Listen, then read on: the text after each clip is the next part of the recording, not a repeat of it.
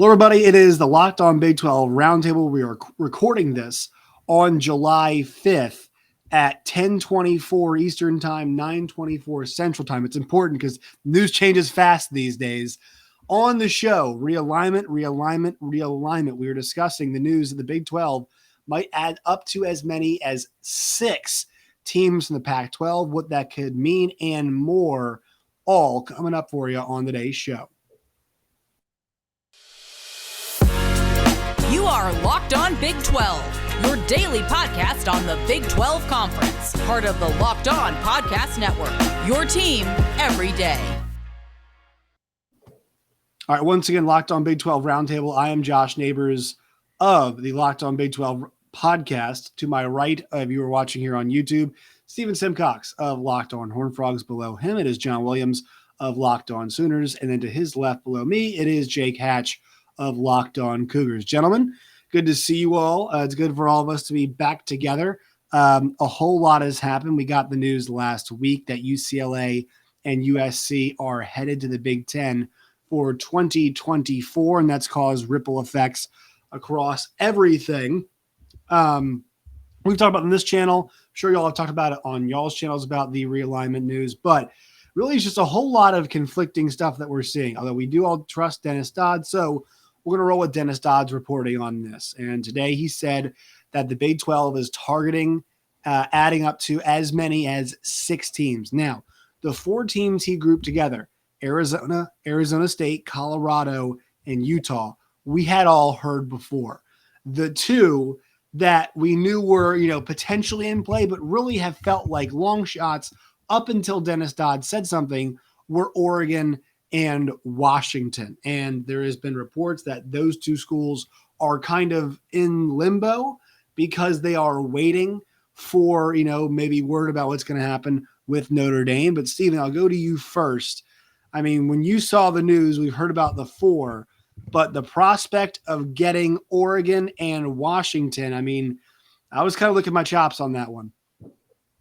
Yeah, I mean, it's definitely exciting for the conference. This was a league that a year ago seemed like it was on life support. And I will say, like, for a conference that's been on the defensive or has been, playing defense with a lot of this realignment news for the past few years, it's kind of funny and encouraging that they're finally, appear to be the aggressor in this situation. And Utah and Colorado and the Arizona schools, like, that makes a lot of sense. I think that's really obtainable.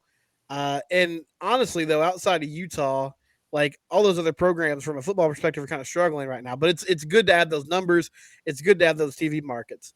But when you start talking about Washington and Nike University in Oregon, like, these are major brands. These are schools that have been successful, schools with good administrations. Like, this is the type of thing that levels you up a little bit, that, puts you in some competition, I think, with the ACC and what they've been able to do with Clemson and some of the power brokers there lately. It gives you a chance to stay relevant with the Big Ten and the SEC, even though it appears that those 2 conferences are moving to a different place and maybe trying to separate from everyone else. There's a place, though, now for that, second tier, number 3, whatever you want to call it. And if you add some West Coast power like that, then I think it can really increase your viability. And it's a forward-thinking move. So we'll see if it works out. But, I mean, I think it's a big deal that it appears, there's at least some mutual interest there. And the Big 12 has a chance to make a big splash here. And we were talking about this before the show started, Jake, about really Oregon. And if you're Oregon and Washington, I would not jump the gun on this. I would wait as long as I could to see if I could get into the Big Ten, because here's the thing. If you're Oregon and Washington, the Big 12 would take you at any point in time. And if anybody believes that, they're wrong.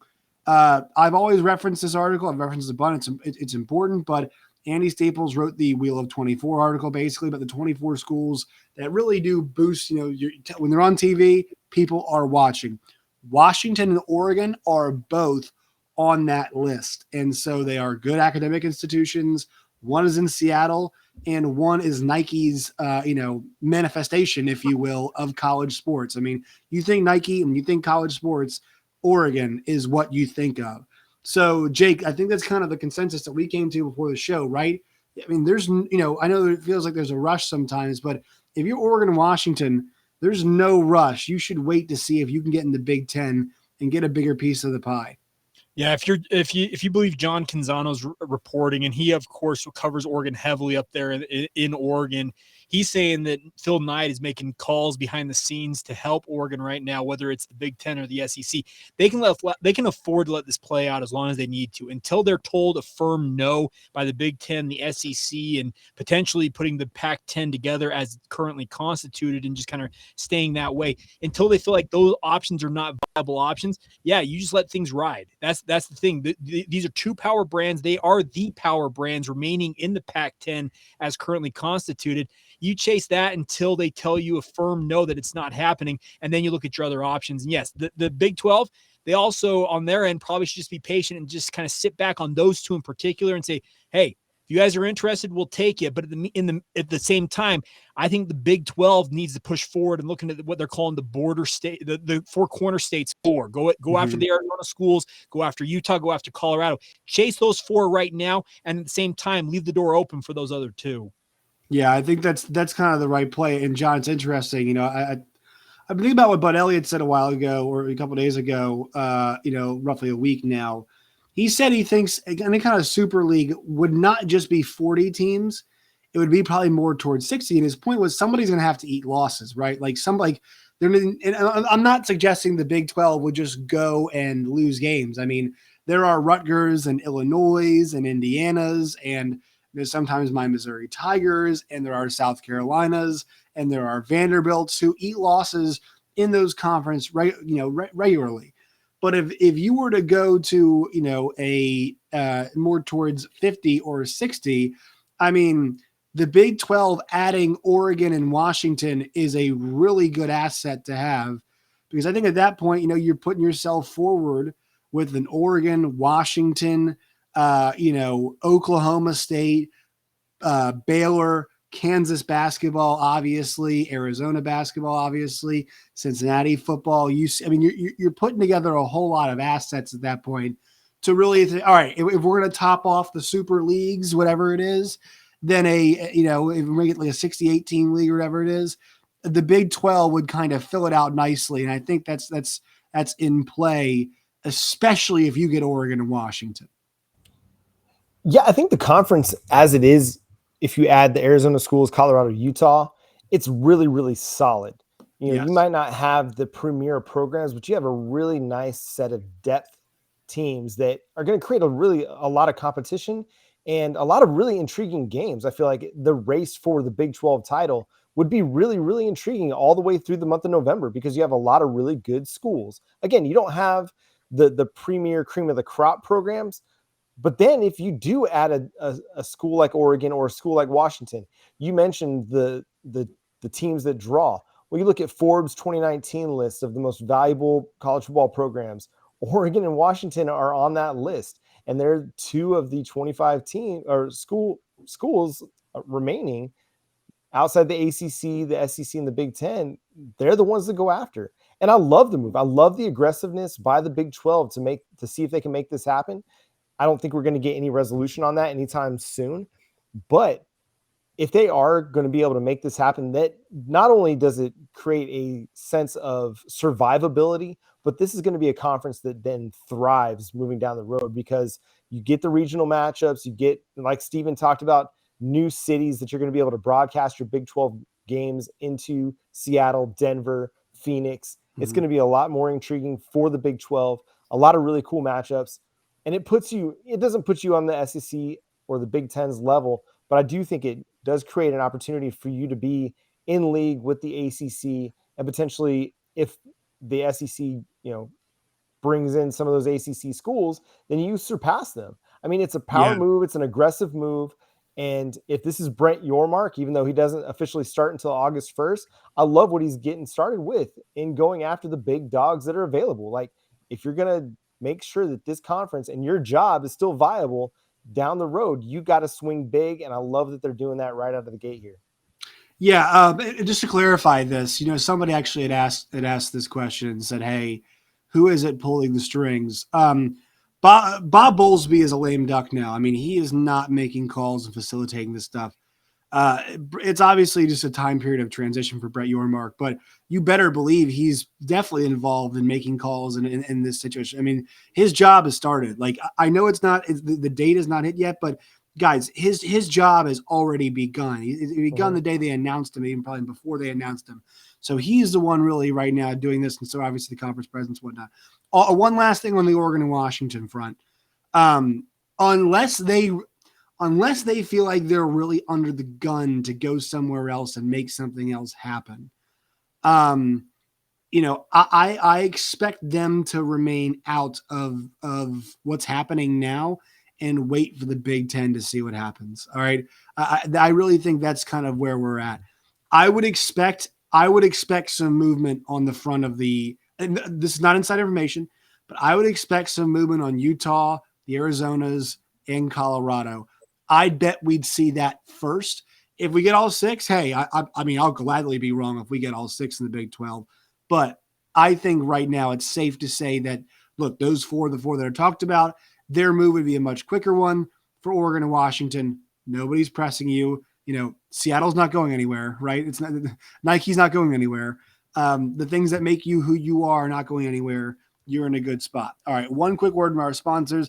Then we're going to hit on this is Jake's wheelhouse. I'm lobbing Jake a softball up next. The holy war in the Big 12 is something that we have to talk about. We will in 1 second, but first, a word from our friends at rockauto.com. Rockauto.com is the best place to find parts for your car or truck. What you all can do is go to rockauto.com today. Don't deal with the endless number of makes and models and dealing with somebody behind a desk at your local auto parts store. rockauto.com has been serving auto parts customers for 20 years online. There you go. It's late for me. Do not spend 30, 50, or 100% more than you would at rockauto.com at a chain store or an auto parts place or your car dealership.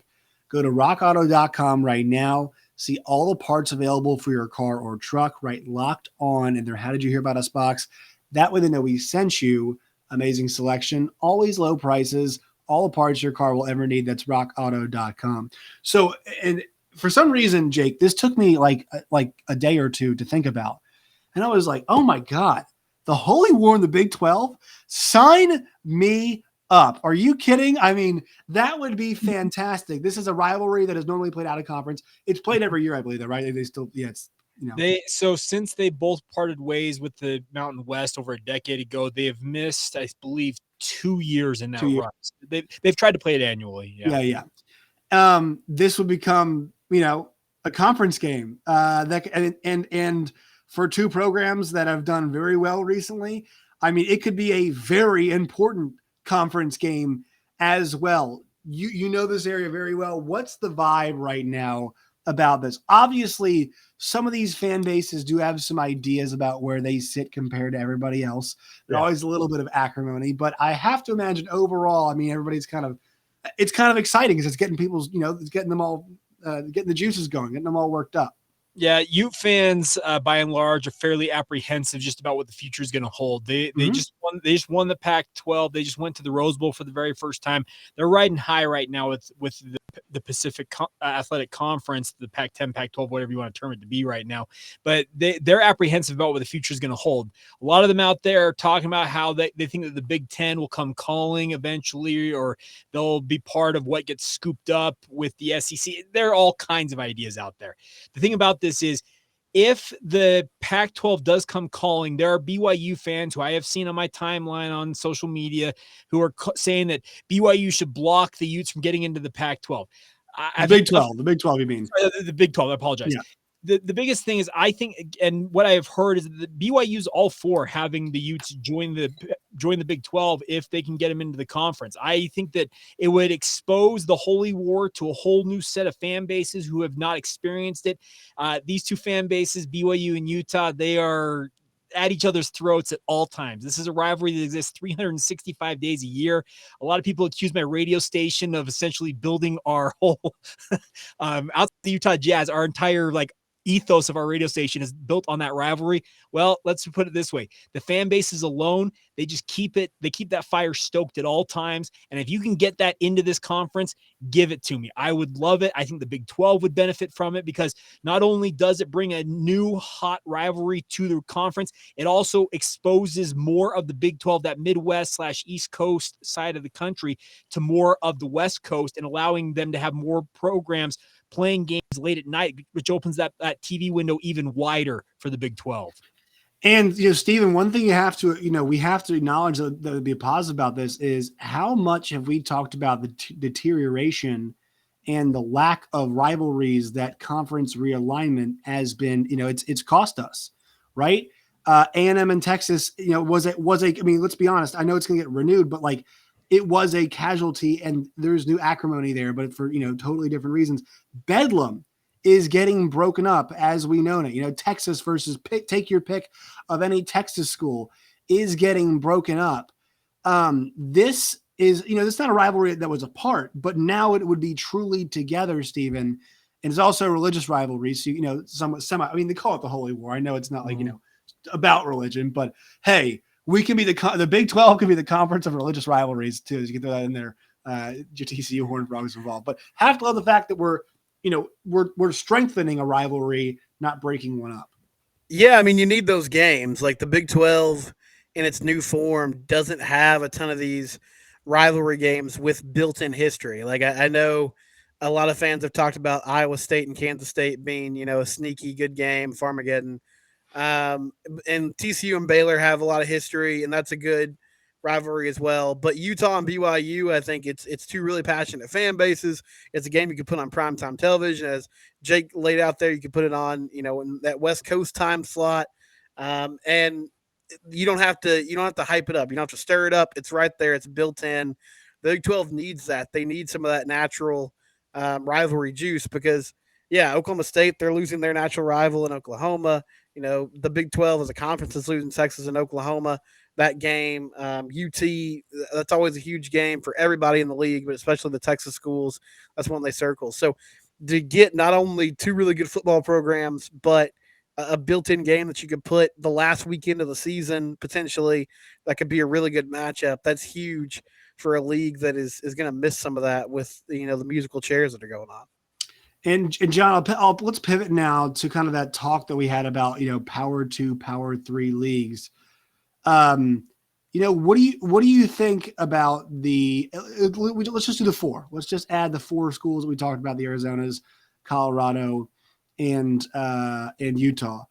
What would you consider the Big 12 at that point, right? I mean, maybe you're the fourth best league. Sure, you're thinking about that. But look, do we believe the ACC is going to hold strong? I mean, I've seen stuff going on around Twitter from people like Josh Pate, who have talked to people inside athletic departments who think, some of these schools might just say, give the middle finger to the grant of rights and whatnot and say, all right, come get us in court. We're going to leave. Right. I mean, so I think there's a lot of people out there who believe that, the next move is not ACC adding teams. It is the SEC and Big Ten poaching those teams. I mean, what do you think the Big 12 is in position to be?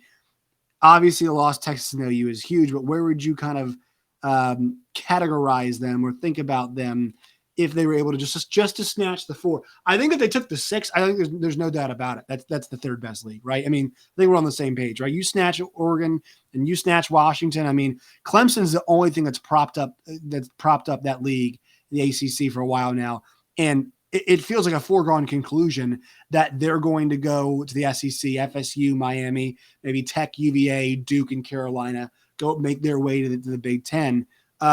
It feels like the Big 12, once again, to go back to Stephen's point, it rags to riches. It felt like they were on the ropes, and now they're throwing punches and a chance to put themselves in a pretty good spot, even without Oregon and Washington. Yeah, I think so. I think they've created a sense of sustainability for this conference now, because you're getting a good group of teams that maybe they aren't the best football programs right now, but they've got some history of success. You look at Colorado in the early 2000s, Arizona State back in the 90s with Jake the Snake. I mean, and Utah just coming off the Pac-12 championship. These are viable programs on the national scale. And you guys just talked about the rivalry that is coming into the conference. The one concern I have, though, is what happens with Oklahoma State. They were real kind of bent out of shape about not getting to go along with Oklahoma to the SEC. Now, I don't know if the SEC has any interest in Oklahoma State, but they were a pretty decent draw for the Big 12 last year. They do have a viable brand. They are a really solid program across the board. If they lose Oklahoma State, it definitely hurts the Big 12. But I think even with that, what you have is a very sustainable conference. As the ACC looks likely to be picked apart, it seems like the Big 12 is probably going to be what it is with those 4 schools added. You're not going to see them getting poached necessarily for the SEC or the Big 10. I think what's most likely is what you mentioned, Josh. You're going to see a splitting of the ACC, and your Southeastern schools, your Florida schools jump into the SEC, and then Clemson as well. And then you're seeing other schools go to the Big 10. Sorry, we got fireworks still going off here Let's on go. July 5th. July 5th. This is fantastic as my kids are trying to sleep. So I think we're still going to see a lot of moves being made on the board. Like we're not even done with Monopoly yet. This is going to be something that just lingers on for quite a while. I do think, though, that the Big 12 is establishing themselves as a conference that's going to last. And it's going to be a conference that's going to be able to hold itself together by adding these programs that do have a long history of just viability. I mean, there's going to come a time when those Arizona schools are back. I mean, sorry for using "are back," but were they're more Is Arizona football back? Yes, is Arizona next time on Locked On Big 12. Yes. And so I do think it creates sustainability, viability, and longevity for the conference. And again, I talked about in the first segment, just a lot of really intriguing matchups, whether you get Oregon and Washington or not, because again, the ACC is going to be the target next. There are some Big 12 schools that could be up for poaching. You look at Iowa State potentially to the Big 10, Kansas to the Big 10. Those are definitely risks of schools that could be taken away. But I think the ACC is going to have a lot of schools that are like, we're not waiting to 2036 to renegotiate our media rights. We're ready to go make some coin now. We're seeing what the Big 10 and the SEC projections are looking like right now at well over $1 billion. It's time for us to take ownership of what is rightfully ours as a school like Clemson or Florida State or Miami. Whether Florida State and Miami have been down or not, there's still really viable brands that are going to be able to sell themselves to networks. And it's going to be really easy to put them on TV because of because of Florida State's national championship just a decade ago. I think there's these schools that did probably leaving Big 12 a little bit safe for a little bit longer. One more word from our sponsors on the show today. We are brought to you by Built Bar. Go to built.com today. That's built.com. Use the promo code LOCK15. That's LOCKED15 LOCK15 for 15% off at built.com. Ooh, we got a new one, friends. Coconut brownie chunk puff. And there we go. Jake's got the Built shirt on as well. They've got that flavor. They've got a whole lot more. They're delicious. And they are good for you. They got the Built Go. They got the Built Boost. They got the Built Puffs. They got the Built Bars. I mean, got you covered on all the fronts over there at built.com. Once again, built.com.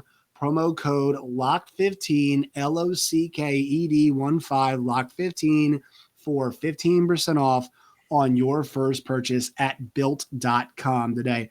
All right, so one more thing before we run and get out of here. John brought it up, a little bit of the inverse here. And get y'all think about this. I mean, I don't think Oregon and Washington want to stay in the Pac-12.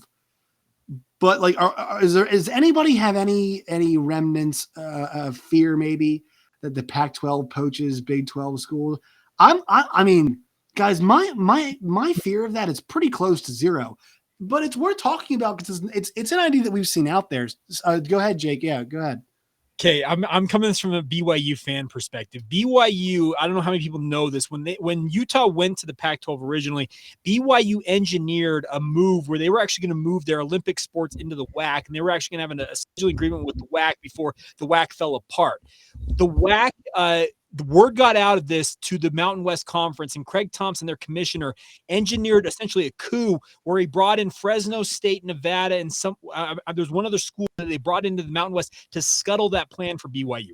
BYU fans will never be comfortable with anything because of that very thing. So from the BYU fan perspective, there is always that outside fear. I'm with you. I'm not necessarily counting on any of that, but I'm just saying there's always that minuscule chance that somehow the Pac-12 turns the table on the Big 12, but I am not expecting it.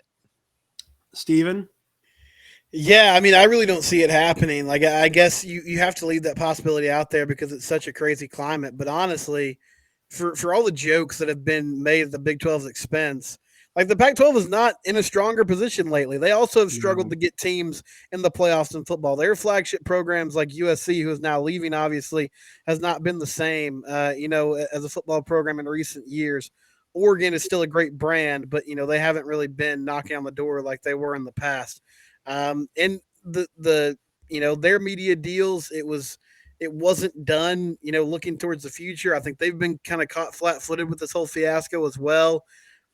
There's always that possibility, but I don't see the Pac-12 turning this around. I think their best bet is if somehow Oregon and Washington stay put, and then maybe they can go, on a more aggressive path. But I really don't think it's going to be the Big 12. I think even though this is a conference that's had so much infighting, Texas and OU leaving really did a lot to galvanize the current membership. They were able to add, the 4 schools that they did, and it brought some stability to the league. So I feel like everybody's kind of on a united front, and they want to stick together at least for the time being. I don't think the Pac-12 can offer a deal that's enticing enough to make these schools leave. Yeah, John, are you on the same page? That I mean, I'm trying to think like is attaching your. I mean, or I don't think Oregon and Washington want to be like the bell cows for all that. They know that there's probably more money to be made elsewhere. I mean, unless you're taking Oklahoma State, Baylor, those big schools. I mean, the Big 12 is a more attractive TV product, which makes the announcement today that they're opening. I found it fascinating that the Pac-12 is in business now for a new TV deal. Who is lining up for that? I'd love to know for that. But John, I feel like it's probably a low chance that they poach anybody. Yeah, I just don't see them having a position that's attractive. Like if you're Texas Tech or you're Oklahoma State, why would you want to go? They've just lost their power programs in USC, UCLA. They're likely going to lose Oregon and Utah. What's attractive about that conference except for maybe being the top dog in it? But that's not going to get you very far on the national scale, and it's not going to get you very far in TV revenue either. And so you just hang tight. I mean, you've launched the first salvo. If you're the Big 12, you're the aggressor here. You see a weakened Pac-12. There's no reason to suspect that the Big 12 is at risk at all from the Pac-12. If anything, a merger is more likely to me than the Pac-12 taking any Big 12 teams. But that only happens if Oregon and Washington are still involved in the Pac-12. If they are just out and they're done, then they're either going to the Big 10, the Pac-12, or the SEC. I just don't see one of the Big 12 schools being like, yeah, let's go hitch our wagon to George Klavkov. Like that's not something that they're going to be likely to do. I think the Big 12 is safe. I think the Pac-12 is probably in a worse position than what the Big 12 was a year ago when we were wondering, is the Big 12 dead? Well, the Big 12 survived. The Big 12 is now in a position where they can be very attractive to some of these schools that are looking for new homes, whereas the Pac-12 looks like it's really on its last legs, and any expansion talks is going to be looking at San Diego State. Hey, Aztecs fans, you've been asking for it. And now you're going to get the chance to be in the Pac-12. Asking for it. Shout out to the one person who sent me like 4 paragraphs to put that on Twitter. All right, it is time for us to plug all of our. Here's the thing. Thought it'd be a slow off season, guys. Business is a booming right now for all of us with this stuff. Steven, where can people find you and your work and all of its variety? Yeah, I'm at Simcox Steven on Twitter. The show is at Locked On TCU. It's Locked On Horned Frogs on YouTube and also wherever you get your podcast. Obviously, plenty of realignment talk. Also, Cam Norrie, former TCU Horned Frog, advanced to the semifinals at Wimbledon today, battled back in 1 in 5 sets. So he'll face Novak Djokovic on Friday. We have some coverage of that coming up this week as well. Novak Djokovic also won a thrilling 5-setter today as well. All right, John, where can people find you and your work? Yeah, you can follow me on Twitter at John9Williams. You can follow the show on Twitter at Locked On Sooners and on Facebook and Instagram, same place. You can also read my work covering the Oklahoma Sooners over at the Sooners Wire. And we're about to have on Shehan Jayaraja of CBS Sports to talk about all this realignment fun, I guess is the best way to put it, because it is kind of fun. It is fun. So we'll talk with him about that actually after I jump off this show, and we'll have that for you in your feeds on Wednesday. Jake. Search out Locked On Cougars on Facebook, Instagram, or Twitter for our social media feed. Just search out Locked On Cougars wherever you get your podcast. Locked On Cougars did pass 1,000 subscribers on YouTube 3 months to the day after we launched it. So kind of funny how symmetry happened. Went from April 1st to July 1. So we made it to that benchmark. So big thank you to all the fans out there for that. And if you want all of my thoughts on all things sports, including all of this, I call it madness with conference realignment, follow me. I'm at Jacob C. Hatch on Twitter. Make sure you guys follow Locked On Big 12 at LO Big 12. Follow me at Josh Neighbors _. Jake, I have to share the same thing as you. Locked On Big 12 passed 1,000 subscribers. Yeah. Took us a little bit longer than the 3 months, but we eventually got there. So I want to thank everybody out there for doing that. Keep subscribing. Keep telling your friends. Let's try to get to 2K before the football season starts. We're actually about we were at like 899 like less than a week ago. We're about to hit 1,200 now. So it's been this realignment stuff, guys. It's been complete gold for all of us. Hope you guys keep enjoying the content. All right, friends. So next time we'll see you guys next week.